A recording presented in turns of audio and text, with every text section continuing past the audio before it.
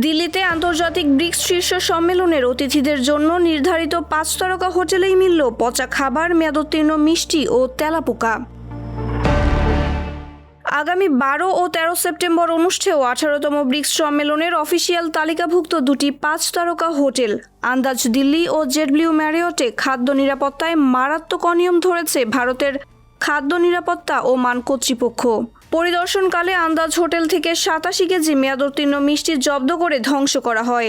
এছাড়া মাছি, তেলাপোকার উপদ্রব, পচা টমেটো, ছত্রাক ধরা আপেল এবং নিরামিষ আমিষ খাবার একই পাত্রে রাখার চরম অস্বাস্থ্যকর পরিবেশ দেখা গেছে। অন্যদিকে জেডব্লিউ ম্যারিয়টে ভুয়া বা লাইসেন্সহীন প্রক্রিয়াজাত খাদ্য ব্যবহার সহ নোংরা পরিবেশ ও দূষিত পানির প্রমাণ মিলেছে।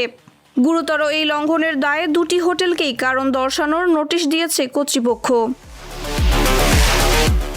বিশ্ব নেতাদের বরণে প্রস্তুত হওয়া দিল্লির জন্য আন্তর্জাতিক অঙ্গনে এ ঘটনা চরম অস্বস্তিকর পরিস্থিতি তৈরি করেছে। মাহবুবা ইসলাম, ফেজ দ্য পিপল।